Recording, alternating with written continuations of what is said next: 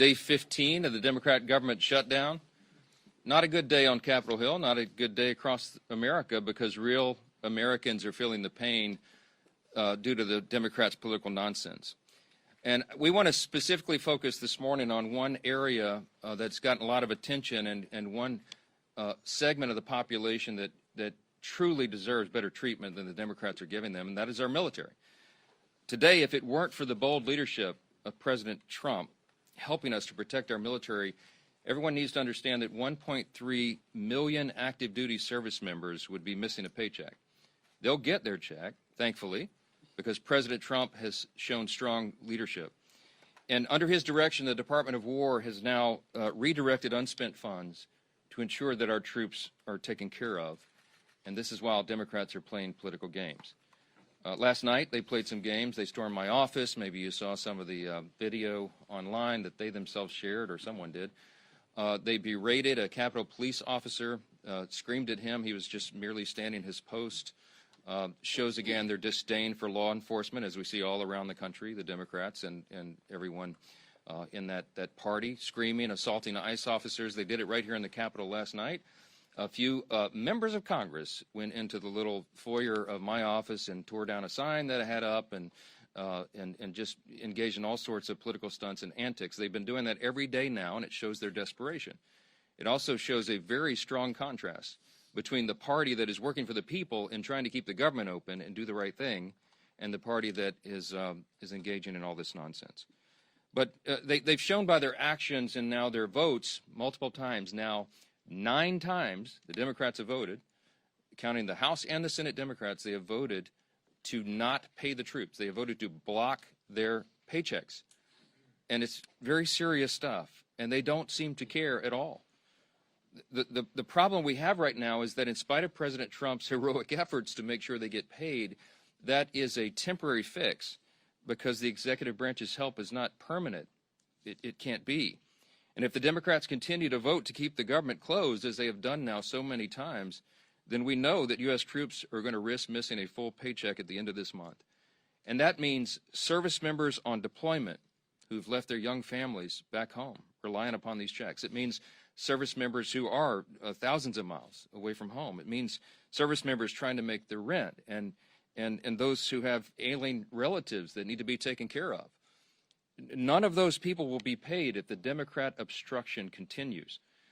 And it should outrage every American, because it does us. Democrats in Congress, again, have voted 9 times. Here's the tally.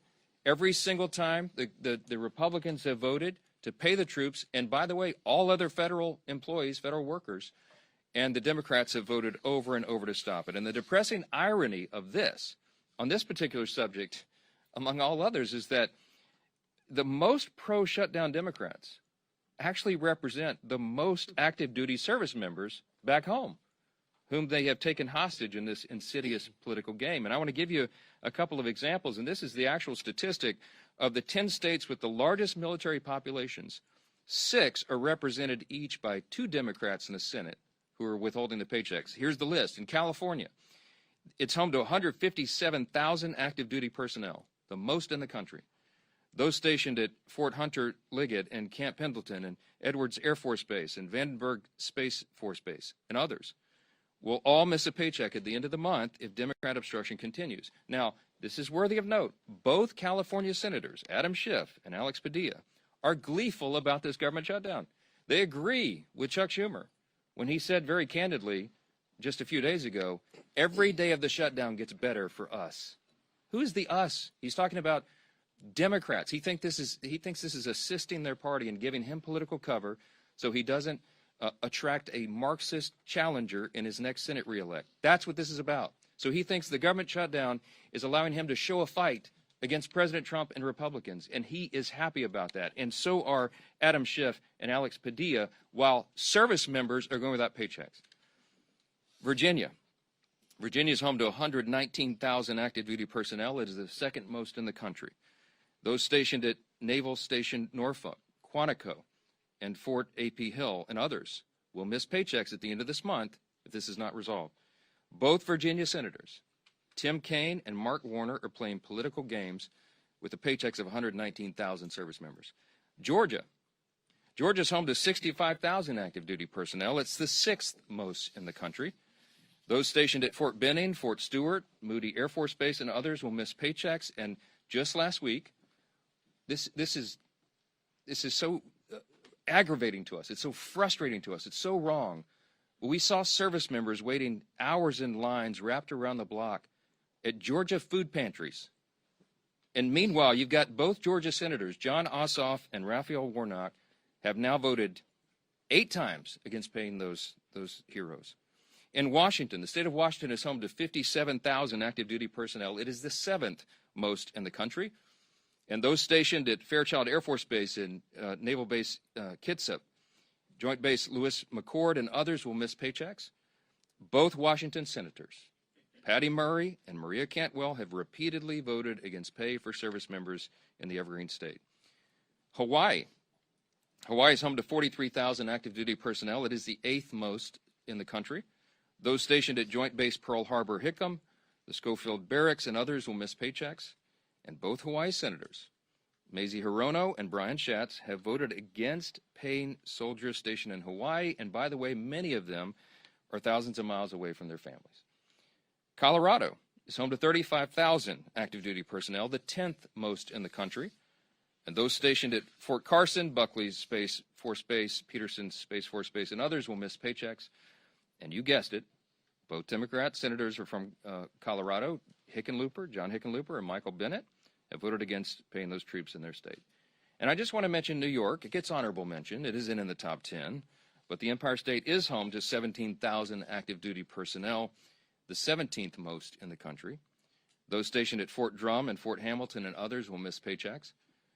And sadly, both New York senators, Kirsten Gillibrand and the architect of the shutdown himself, Chuck Schumer, can barely hide their delight that the government is closed and troops are not being paid.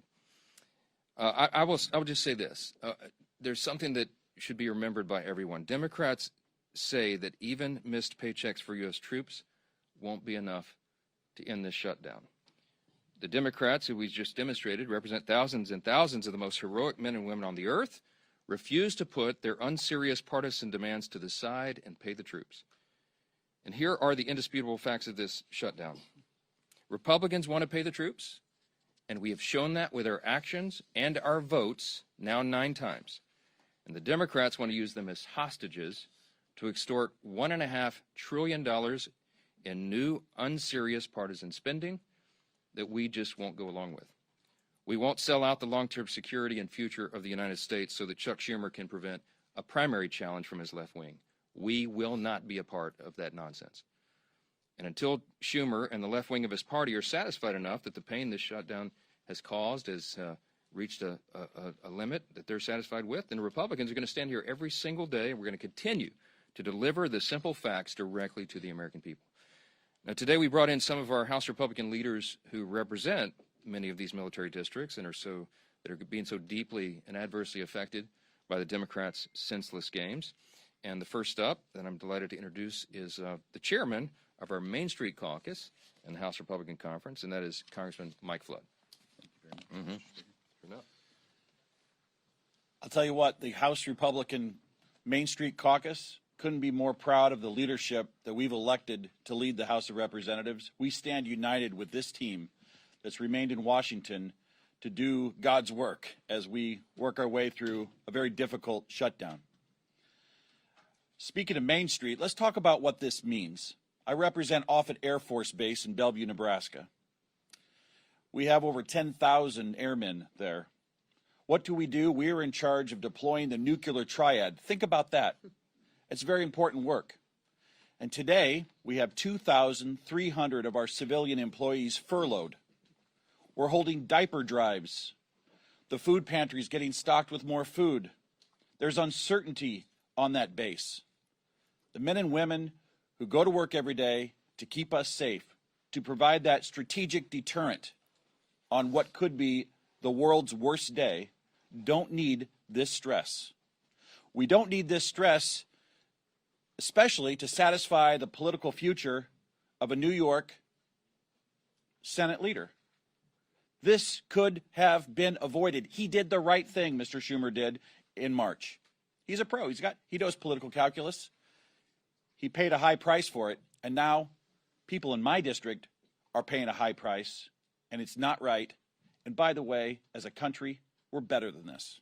We are way better than what's happening across our bases. And so to the people at Offutt Air Force Base and every military installation, the Main Street Caucus is here to say thank you for what you do.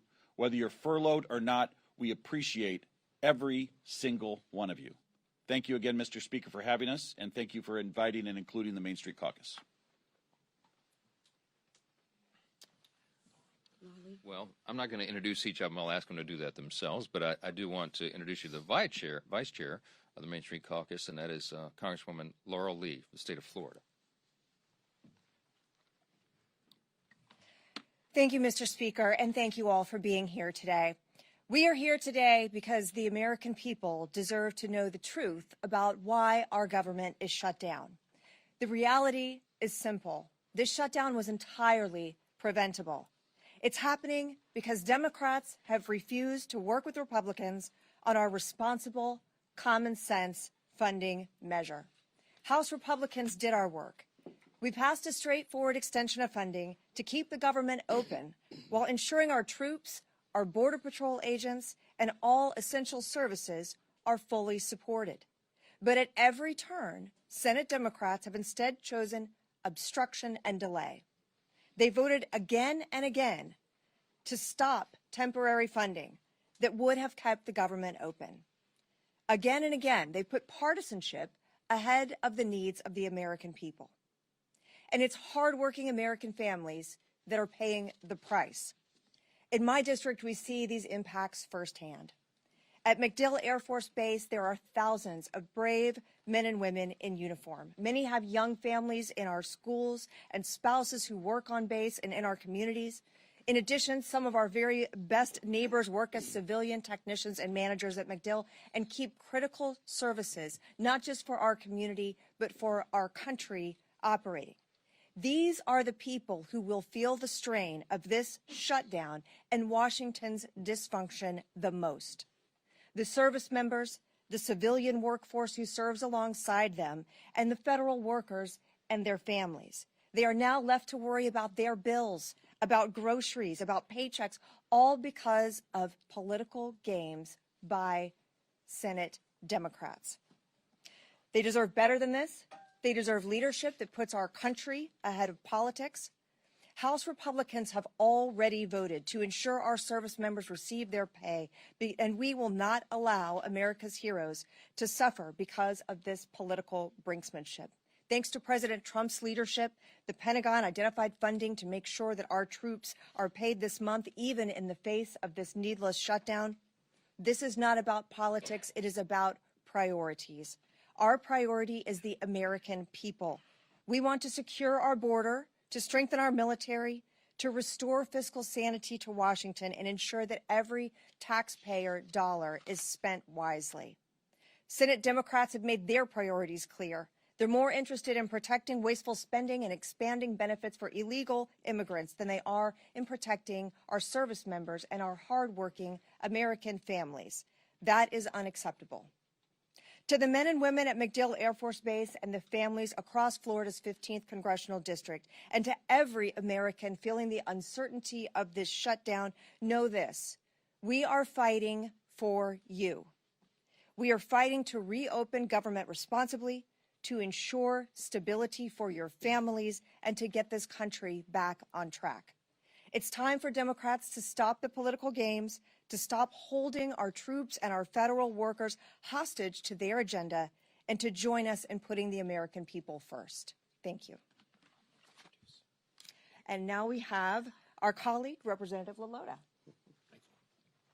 Good morning, everybody. Fully funding our military is the most important thing our Congress can do. And 15 days into this shutdown, it's time for Chuck Schumer to do what's right and show a fraction of the courage and selflessness our troops display every day. Before I came to Congress, I was a Navy man. I deployed overseas 3 times alongside some of the most selfless and brave Americans our nation has to offer. These men and women serve their nation in hot engine rooms overseas, on dangerous aircraft carrier decks conducting night flight operations, and on island chains ensuring they didn't become a safe haven for terrorists. The sailors I served with risked everything, time away from home, injury to themselves, and even their own lives in defense of our great nation. And I think that kind of courage demands some sort of selflessness as well from our nation's leaders, too. Thankfully, President Trump showed the boldness and decisiveness to ensure that our troops got paid, and they didn't miss today's paycheck. That's welcome news for our families who serve our great country, who, frankly, we don't pay enough as it is. But troop pay is just one piece of the puzzle. A prolonged government shutdown endangers America's national security, halting contracts, furloughing half of the Defense Department's civilian workforce, and disrupting intelligence and operations. It weakens our ability to compete with China, Russia, North Korea, and our other adversaries. It delays training, it delays deployments and housing support, and reduces overall readiness. Like Chuck Schumer, I'm a New Yorker, and I'll say this plainly. The next generation of New York Democrats are socialists, like AOC and Zohran Mamdani, and they're dragging their party towards socialism. They want open borders, they want taxpayer-funded health care for illegal immigrants, and they want government-run grocery stores. Just look at the race right now for New York City mayor. Now, I know that socialism doesn't come naturally to Chuck Schumer. It was said before that just back in March, he supported the same clean CR that we're asking him to support today.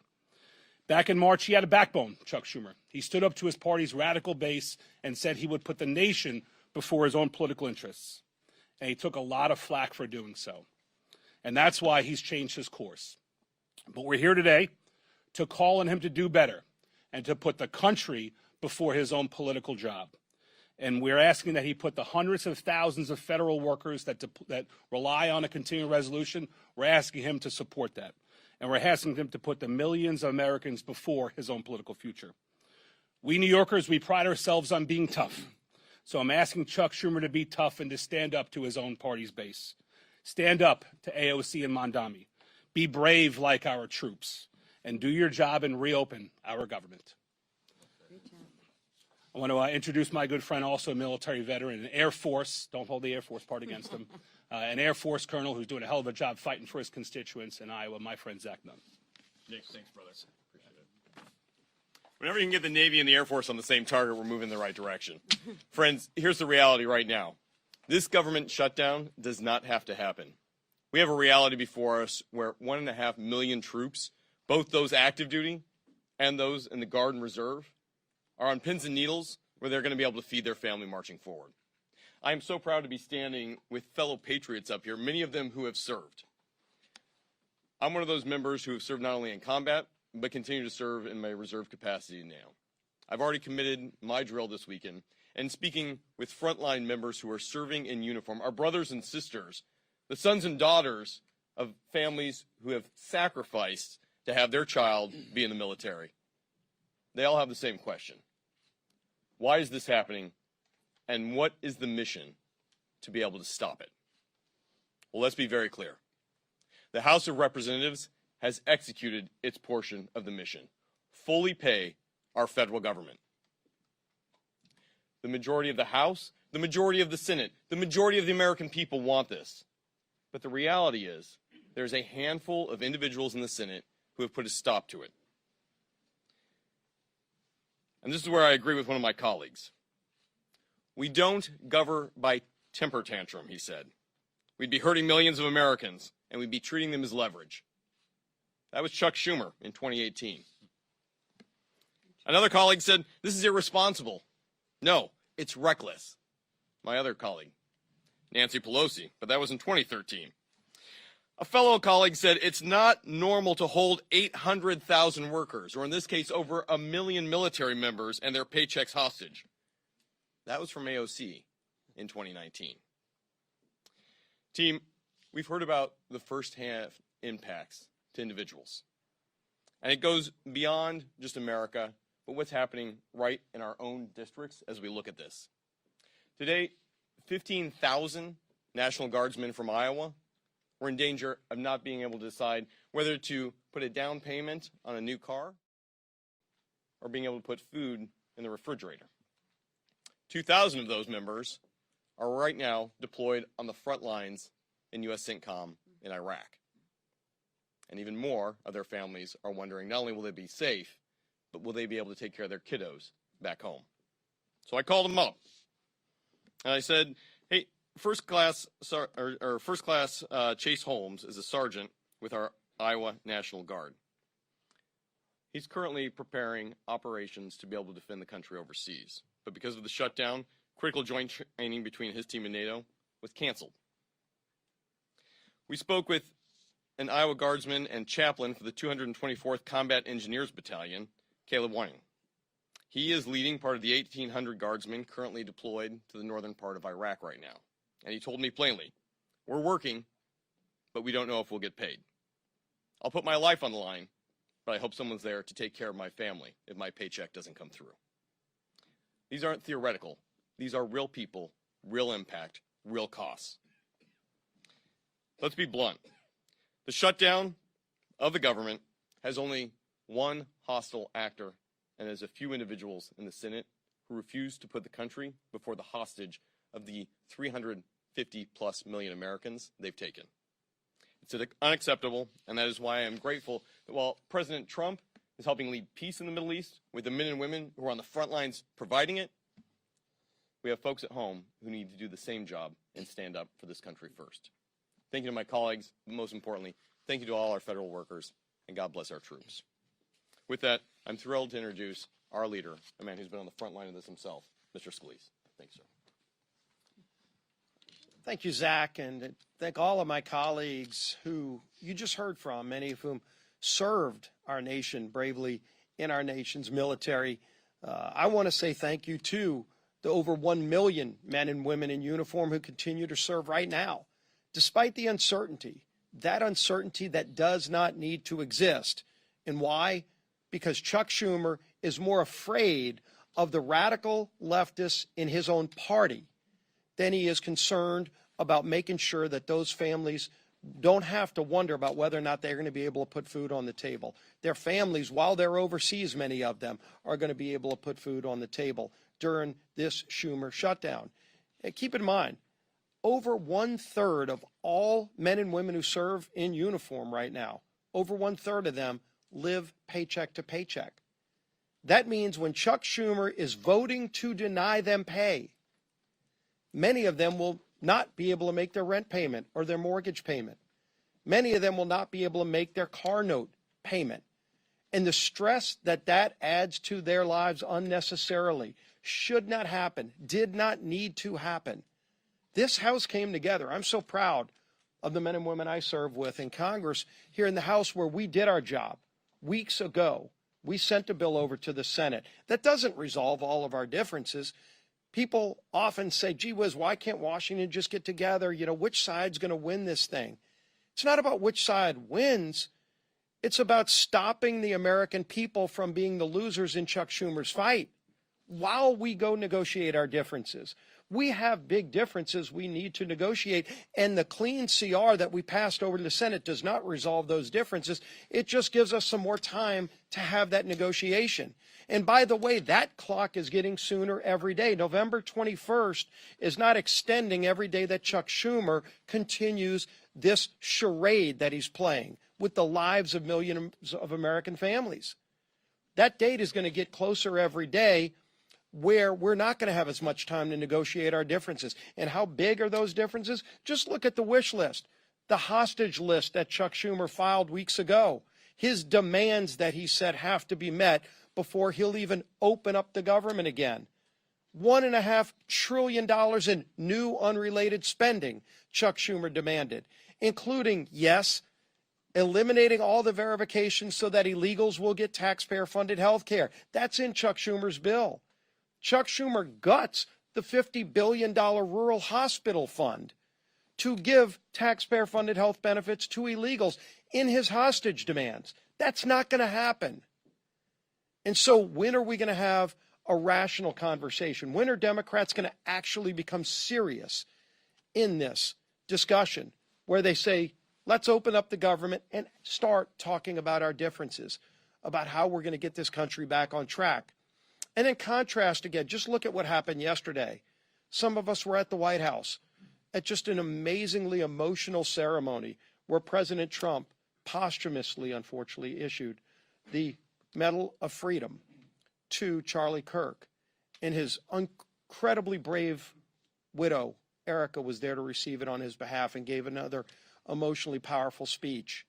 And this comes on the heels of President Trump returning from the Middle East, where he was in Israel, he was in Egypt, working with other world leaders to establish historic Middle East peace. President Trump's been doing all those things, and in the middle of doing all of those things, he had to go find time to figure out creatively a way to pay our troops, even though Chuck Schumer wants to defund our troops. Yes, the party, the Democrats, that were for and continue to be for defunding our police now want to defund our military troops by not paying them, by not opening up the government. And the votes are clear. Nobody has to wonder which side is for shutting down the government, which side is for trying to deny troops their pay. We had yet another vote, the 8th time on the Senate floor yesterday. While we were at the White House, the Senate was having that vote on whether or not to open up the government. And you saw Democrats continued, led by Chuck Schumer, to shut down the government and deny troop pay. It's embarrassing. It's not just unserious. It's having devastating consequences on millions of Americans around this country, and it doesn't need to happen. We shouldn't have to wait until the Hate America rally this weekend or whatever it is that's driving Chuck Schumer to keep this going on, this damage that's being inflicted, so that he thinks it's going good for him while it causes damage, real harm to millions of American families, including our service men and women who are so bravely risking their lives for these great freedoms that we enjoy. We're going to continue to fight for freedom. We're going to continue fighting to open this government and do our jobs. And the whip of our conference is my friend, Tom Emmer.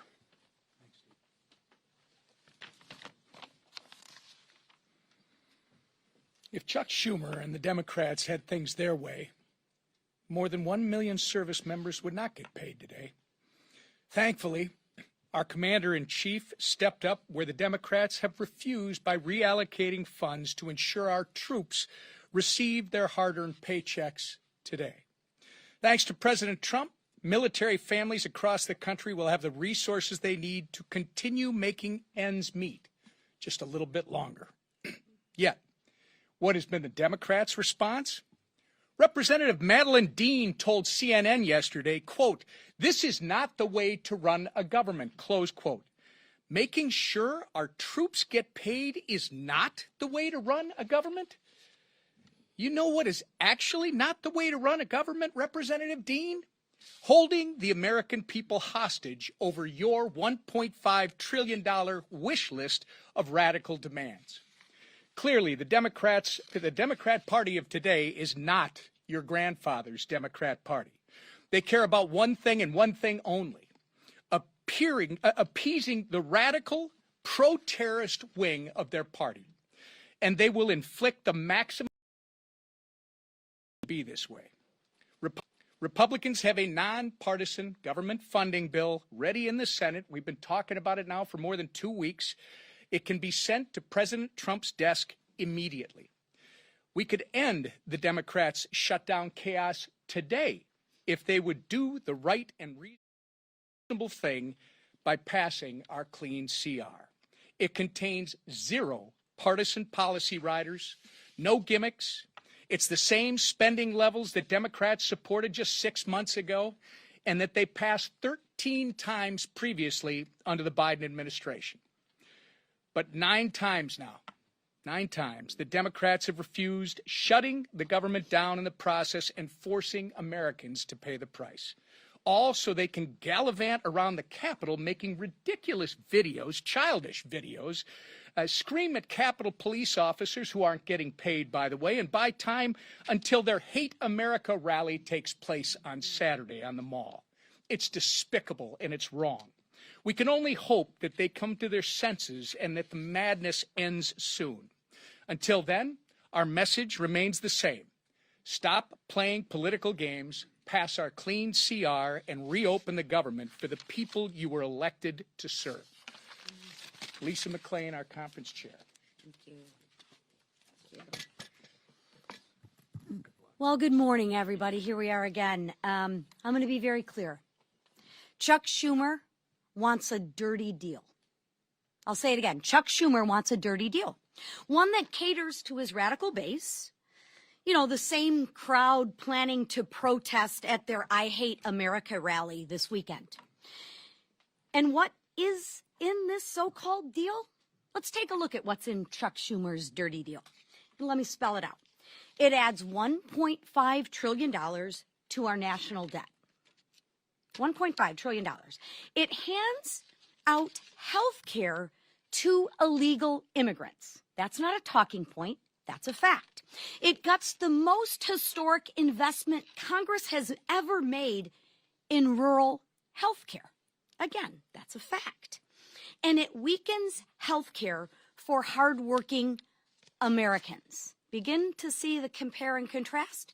Chuck Schumer and the Democrats want to protect illegals and hurt Americans. Republicans, we actually want to do what we were elected to do, and that's take care of Americans. Yesterday, we released a new white paper on the facts, which are actually crystal clear. So we don't need to do political stunts and storm the speaker's office, and we just have the facts on our side. And notice, when you can't beat us on the facts, you have to go to emotion. And you have to go to political stunts, and that's exactly what the Democrats are doing. First, the Democrats' proposal eliminates a cornerstone investment in rural health care, putting hospitals and small-time clinics deeper in financial debt. That's a $50 billion cut to rural America. Second, states like California have played games with federal tax dollars to give benefits to, you guessed it, not Americans, that's right, illegals. Republicans actually closed that loophole, saving taxpayers $190 billion. Again, note the compare and contrast. The Democrat bill would reopen that loophole, and don't let them deny it. Make them own their votes. Make them own their stance. Let me remind you, every single Democrat on the 2020 presidential debate stage raised their hand and said taxpayers should pay for health care for illegals. Every single Democrat. So why are they denying it now? Because they know it's not popular with Americans, right? They are on the record wanting health care for illegals. Own it, Democrats. Say it loud. Say it proud. You want to put illegals over Americans. Just own it. I'm going to say it again. They are on the record wanting health care for illegals, and their dirty deal that they lay out in black and white. Finally, Democrats' plan forces taxpayers to cover the majority of emergency medical costs for all non-citizens. Another $28 billion tab for who? You guessed it, the American people. So here's the bottom line.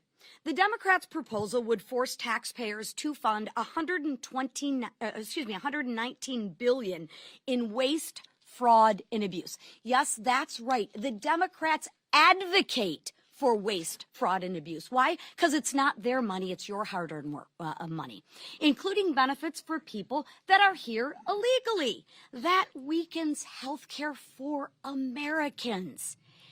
It also defunds rural health care.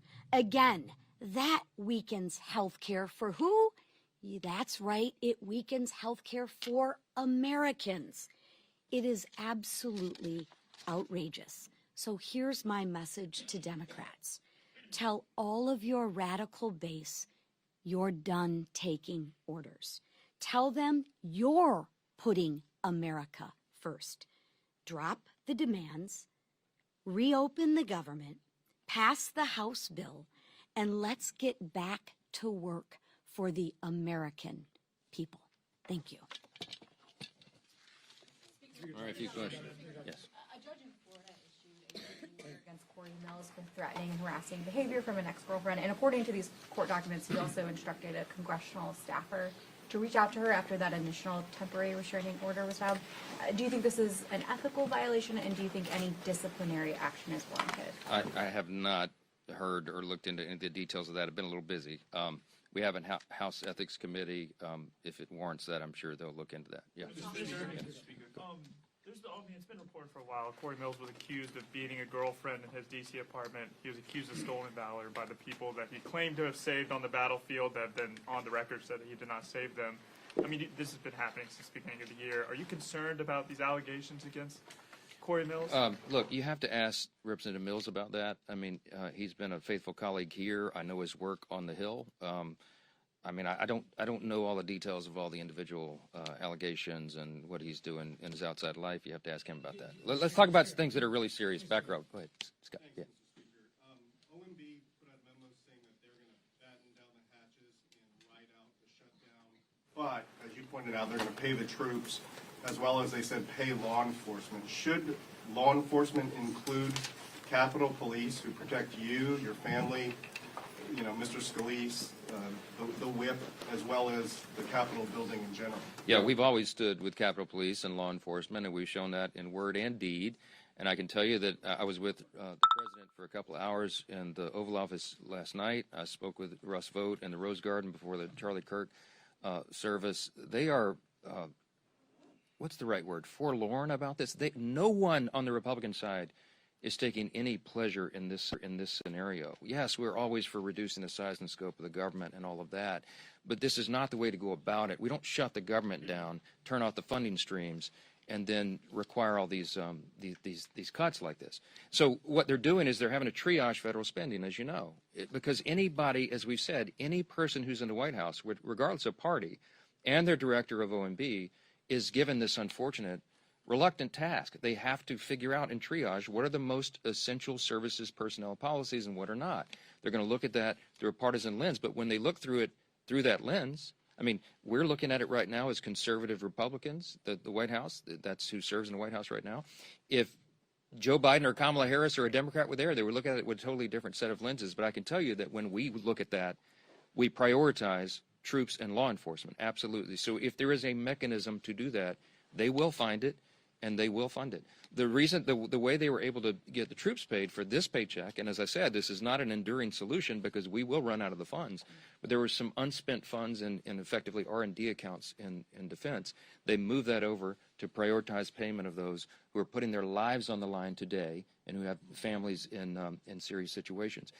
That money will be replaced, as has been explained by the White House, after the funding gets going.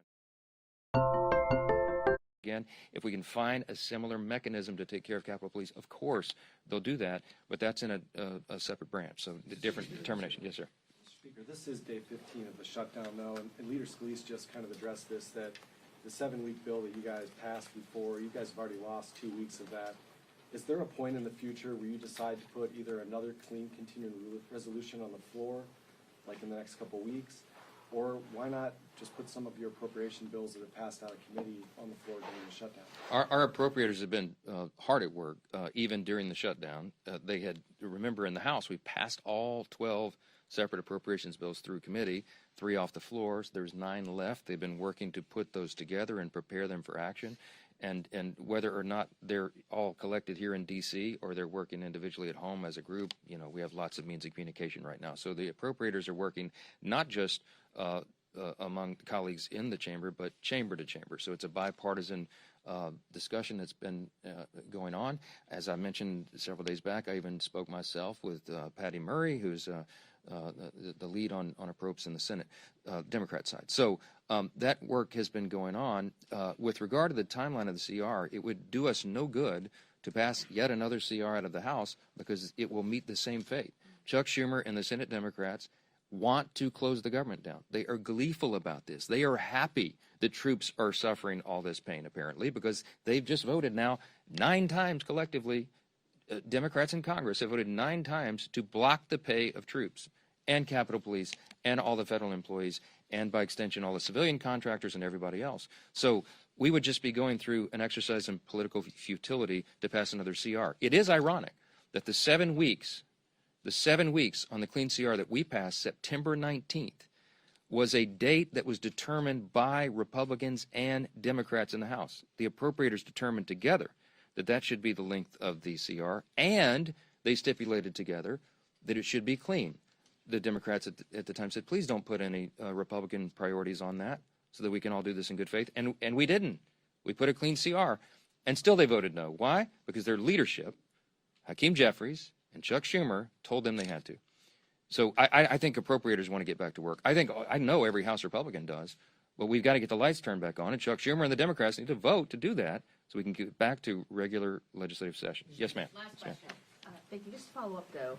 So the Senate is actually trying to advance some appropriations bills. Are you saying that if your appropriators get some bills ready for the floor, you'll bring them back, bring the chamber back, even if the CR isn't passed? Leader Thune is trying to advance the defense approach bill today. We'll see how that turns out. My suspicion is the Democrats are going to play their same political games and stop that cold. I hope I'm surprised by that, but we'll see. We're on a 48-hour return notice for House Republicans and the House itself. And dependent upon action in the Senate, we can get all this moving again, and we can get back to all the regular order and all the things that are stacking up on our plates. It is ironic that even though Democrats decided upon the end date, the 7 weeks to go to November 21, it is the Democrat leadership that is eating up the clock. And they are doing great harm to the American people, not just by suspending services, vital services and paychecks, but also because of the backlog of work that the Congress has to get done. And we cannot do it while hardworking Americans are suffering because of these antics, and that's why we're demanding, insisting that they get it open. I'll leave you with this. You've heard the word contrast here a number of times today. I'm so grateful for these Main Street Caucus leaders who came in to help us articulate this contrast. I'll just say this again. You have two parties on a split screen right now. You have President Trump and the Republican Party reducing your taxes, cutting government red tape and regulations to get the economy going again, passing historic legislation to boost the economy and bring down the cost of living. You have Republicans who have ended the border crisis, almost zero illegal crossings in the last 4 months. You have Republicans who are working to end the crime crisis and support law enforcement and ICE officers and all those who are wearing that badge and putting their lives on the line and supporting our troops, as we talked about today. You have Republicans who are ending fraud, waste, and abuse in government and making government work more efficiently and effectively for the people. And you have President Trump and the White House and his administration ending conflicts that are killing millions of people around the world. What have Democrats accomplished in the last 9 months? A government shutdown. I mean, the contrast between these parties could not be any more stark. And I encourage you to watch. We call it the Hate America rally that will happen Saturday. Let's see who shows up for that. I bet you see pro-Hamas supporters. I bet you see Antifa types. I bet you see the Marxists in full display, the people who don't want to stand and defend the foundational truths of this republic. And we do. And that's what we're here doing every single day. And we'll continue to come in every morning and tell the American people the plain and simple facts, because the facts are going to win the day here. The American people are not stupid. They see what's going on, and they know who's to blame. Thanks for being here this morning. Thank you.